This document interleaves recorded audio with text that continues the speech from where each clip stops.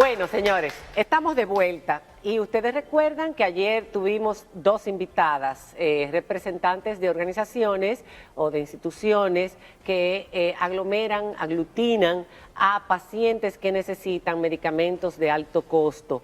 En el día de ayer estuvieron aquí Teresa Martes y Rosemary Cruz. Ellas llevan, junto con muchos otros pacientes de muchas enfermedades catastróficas que reciben el beneficio de esos medicamentos, llámese lupus, artritis reumatoide, cáncer, pacientes trasplantados, esclerosis múltiples, en fin, ese programa que es tan positivo y que ayuda a estos pacientes con esos medicamentos que son costosísimos, para que su vida se prolongue y su condición de vida sea la mejor posible.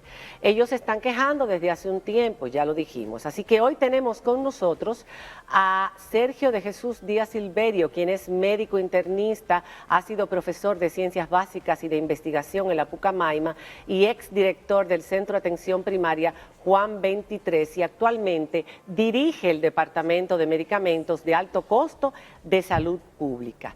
Muy buenas noches, doctor. Gracias por estar con nosotros.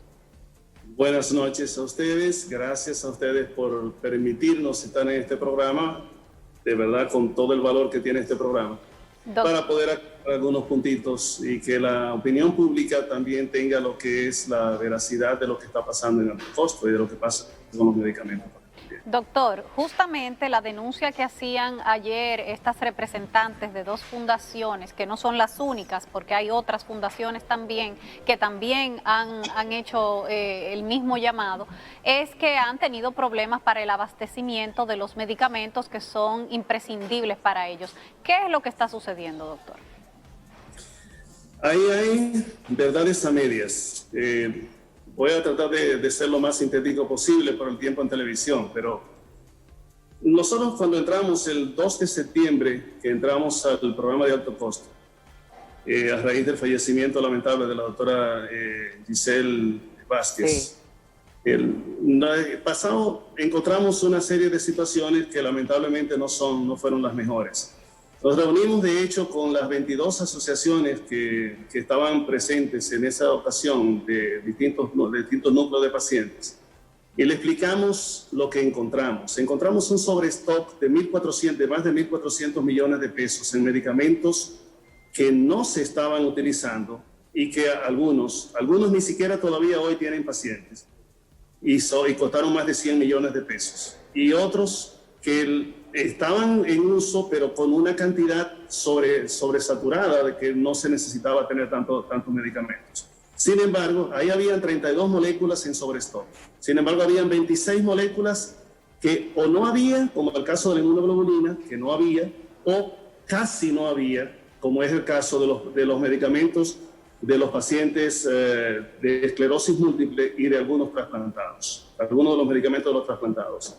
Perdóneme que le interrumpa. ¿A qué se debía que una gran parte de esos medicamentos que estaban en sobrestock no servían para los pacientes, no eran utilizados y todavía siguen sin serlo?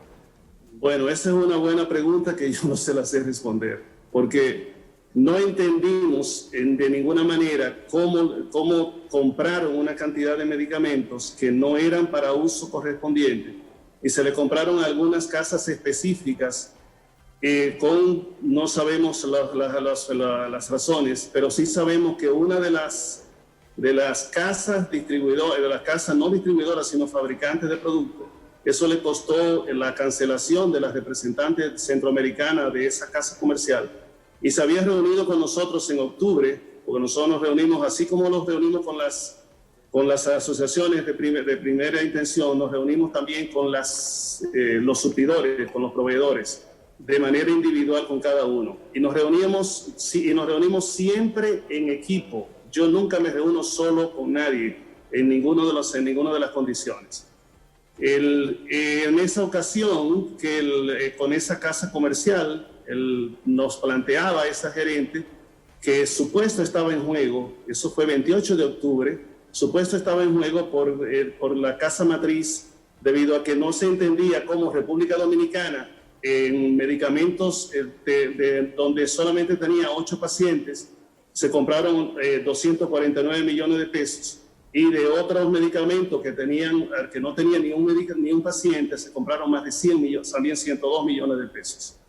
Entonces, ella sabía que estaba preocupada por esa situación, porque nosotros le habíamos ya señalado que teníamos en vencimiento varias de estas moléculas, y se reunió con nosotros directamente, y efectivamente el 15 de noviembre ya fue cancelada por la casa matriz. Cambiaron aquí también la casa suplidora, la casa intermediaria, el distribuidor de los productos de esa casa, y hay una nueva casa comercial, y eliminaron y cancelaron varios gerentes de distintos lados por esa situación. Que cómo y por qué lo hicieron, mire, no se lo puedo responder porque no lo sé. Ahora, usted está hablando del caso específico de alguna casa farmacéutica, me imagino, pero la queja es de varias fundaciones, de varias condiciones distintas que usan medicamentos distintos. Entonces, pero a lo que le quise llegar es a lo siguiente. Ese sobrestock nos trajo como consecuencia que de un presupuesto que tiene este programa de 2.686 millones de pesos al año, habían 1.400 en sobrestock y 24 moléculas de las cuales casi no había nada. Entonces tuvimos que pedir auxilio, entonces, y el ministerio respondió otorgando más dinero entonces para comprar entre noviembre y diciembre una parte de los medicamentos que sostuvieran hasta mayo. Hasta abril. Hasta abril o mayo. Hasta abril o mayo, porque sencillamente no teníamos o sea, las licitaciones salen por año. Las asociaciones saben eso muy bien, porque particularmente parte de la gente que estuvo ayer en este programa sabe perfectamente, porque incluso participan en las licitaciones, aunque no les corresponda tener ningún otro rol que de ver lo que sucede en esos escenarios, y participan en esos escenarios y saben perfectamente lo que son las licitaciones, y que una licitación es acorde con el presupuesto en el año que corresponde, de tal manera que lo que nosotros licitamos en noviembre y diciembre fue descontado automáticamente de lo que nosotros del presupuesto de este año, sencillamente porque fue pagado ya en este año, aunque fue licitado en diciembre. Sí. Bien. Entonces, ¿qué trae eso como consecuencia? Varias de estas moléculas estaban en déficit de stock. Ajá. Se lo veíamos. Llega en marzo, entra el COVID.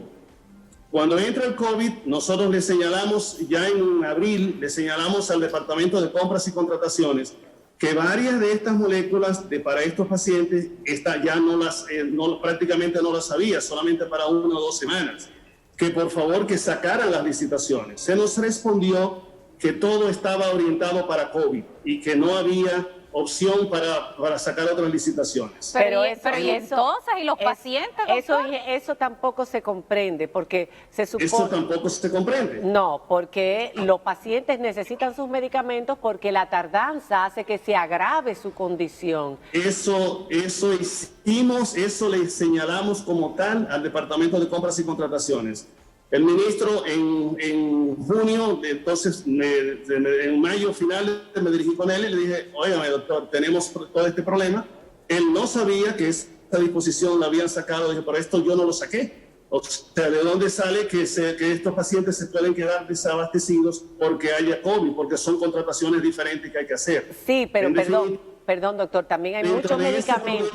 Dentro de ese problema hay una parte de la verdad, precisamente, sobre todo con los pacientes de esclerosis múltiple, porque pasa otra situación que también ellos saben. Cuando un medicamento entra en licitación pública nacional, ese medicamento no puede salir, no lo podemos poner prestado a nadie, no lo pueden hacer nada hasta que no salga la licitación, porque eso es lo que llamamos LPN, Licitación Pública Nacional, es una de las 4 modalidades de licitación que se hacen en el Estado. Cuando la licitación se hace por proveedor único o proveedor exclusivo, porque ustedes es la única representante o son ustedes dos los representantes de una misma molécula, en lo que sale la licitación podemos tomarle prestado. Óyeme, préstame porque tengo el déficit. Así ha pasado con muchísimos de los medicamentos que de estas mismas patologías, y de otras patologías. Tenemos prestado porque son proveedores exclusivos o únicos. Pero cuando sale a licitación pública nacional, nosotros no podemos tomarle prestado a nadie hasta que la licitación salga. Y esa licitación tarda generalmente meses. Este viernes, pasado mañana, vamos a abrir el primer sobre, el sobre técnico de esa licitación pública nacional, que esperamos que a principios de agosto ya estén supliendo, ya haya terminado todo el proceso y estén comenzando a suplir. Okay. Pero hay algo que yo no entiendo sobre eso, porque en mayo todavía estábamos en el estado de emergencia y había un proceso expedito para esas licitaciones para las instituciones públicas que estaban contenidas en el decreto presidencial, entre las que estaba Salud Pública. ¿Por qué eso no se podía hacer de una manera más expedita? Porque las licitaciones que se permitieron allí eran para los productos que se necesitaran para COVID. Para COVID. Bueno, pero el desabastecimiento se dio precisamente porque lo usaron para COVID. Hay algunos productos de estos, como el Tocilizumab, la hidroxicloroquina. No, ahí es que quiero señalar la hidroxicloroquina. La falsedad. Ahí es que le quiero señalar la falsedad de lo que se ha señalado. El tocilizumab en ningún momento, absolutamente, y reto a cualquier paciente de artritis reumatoide o de los pacientes que usan tocilizumab para cualquier causa, que diga que le faltó alguna molécula de tocilizumab. Eso es una mentira flagrante, eso es una charlatanería. ¿Por qué razón? Porque el tocilizumab se utilizó para COVID, pero se utilizó para COVID con una característica, con un acuerdo que nos pidió la Sociedad de Reumatología. La Sociedad de Reumatología nos dijo, para aclararles rápidamente a ustedes esto, el tocilizumab viene en dos presentaciones con distintas modalidades, o sea, una es subcutánea y las otras son intravenosas. Ajá. Las intravenosas vienen de 80 miligramos, de 200 miligramos, esas eran las que venían aquí, y ahora también está llegando de 400 miligramos. Esas son las presentaciones que utilizamos para pacientes COVID. ¿Qué hizo? ¿Qué nos solicitó la Sociedad de Reumatología? Señores, por favor, les pedimos lo siguiente. Les pedimos que los pacientes que están en tocilizumab, todos los pacientes de artritis reumatoide, que pertenecen a tocilizumab y que estaban con presentación intravenosa, le pedimos, nos solicitó la Sociedad de Reumatología que la pasáramos al subcutáneo por dos razones fundamentales. Una, reducir la exposición de esos pacientes a tener que asistir a los hospitales a que le administraran estos medicamentos en una condición que le estaban sometiendo entonces ellos a exponerse a una contaminación, pacientes que están inmunosuprimidos. Y dos, que no le faltara el medicamento, porque entonces se les entrenaba para que se lo administraran en su casa. Y se le entregaban sus medicamentos para un mes y para 2 meses según la condición que necesitaran. E inclusive, siempre se requiere una carta que debe tener al día para entregarle los medicamentos. Y se le autorizó a que no tuvieran que ir a renovar ninguna carta y se le entregaba con la última entrega. Esa es otra cosa de la que se quejan, pero bueno, de que cada 6 meses hay que estar haciendo las cartas con el historial. Pero doctor, lo que pasa es que en este país creemos que todo es para como para hacer fiesta o para hacer lo que sea. ¿Cómo no van a tener que renovar si un paciente fallece y se le sigue entregando medicamentos al familiar? Ya. Doctor, hay otra cosa. Siempre hay que cambiarle el tratamiento y se le entregaron ya 6 meses porque en la evaluación con su médico entonces vio que no lo necesitaba o que había que matarlo. Hay otra cosa de la que se han quejado y tenemos muy poco tiempo y es muy importante, la calidad de los medicamentos que de repente están llegando. Estos pacientes están siendo tratados por médicos que les han dicho, por ejemplo, aquella hidroxicloroquina que llegó de la India y ahora algunos otros medicamentos, ellos tienen los biológicos moleculares, no es lo mismo los biosimilares. Esos biosimilares deben venir con ensayos clínicos que demuestren que en pacientes que ya tienen mucho tiempo utilizando los moleculares o biológicos no les van a hacer daño, que para nuevos pacientes quizás funcionen, pero para aquellos que ya tienen tiempo usando los biológicos, los moleculares, no les van a hacer daño. Y ellos se quejan de que han comprado y han entrado al programa muchos medicamentos sin los avales técnicos y científicos de organismos internacionales como FDA o como EMA. que por qué razón ha sido así. Y Otra ellos han tenido problemas. charlatanería que les reto a que digan y que muestren algunos de lo que están diciendo. ¿Por qué razón? Mire, ahí se mueven muchas cosas y se mueven muchos intereses y por eso yo no caigo bien en mucha gente, porque aquí no hay marrulla en este programa. Usted está diciendo que entre pacientes de enfermedades catastróficas se mueven intereses. Y muchos. Pero y muchos. doctor, ¿cómo un paciente va a poner la salud, su salud, cómo va a anteponer el dinero o el beneficio económico o cualquier otra cosa a su propia salud y su propio bienestar? Tendría que tener otro programa para explicarle esa parte, pero solamente le voy a decir lo siguiente. Todo medicamento que entra al programa tiene que tener los avales correspondientes. Primero el aval que tiene que mostrarle a DGMAP, pero eso, ese aval ya se tiene su autorización y cuando se va a licitación se evalúa todo el aspecto técnico, que es lo que evaluamos nosotros desde alto costo, desde el programa. La parte técnica o sea, lo que llaman los TDR, los términos de referencia de ese medicamento con los correspondientes literatura que avale esos estudios que señalaba la joven hace unos momentos. Doctor, déjalo que termine. Sí, diga. Los biosimilares, yo quiero saber, déjalo. ¿Qué sucede entonces? Hay biosimilares, hay medicamentos, para comenzar decirle en esa partecita, que son los que están acostumbrados a utilizar en una línea determinada. Y como le dije esta mañana a uno de los pacientes que estaba consciente de eso, le dije, el medicamento que estaban utilizando ustedes era un biosimilar también. Entonces, de una casa comercial que también es reconocida, pero era un biosimilar. Entonces, ellos se quejan por un medicamento que entró, que no lo determinamos nosotros.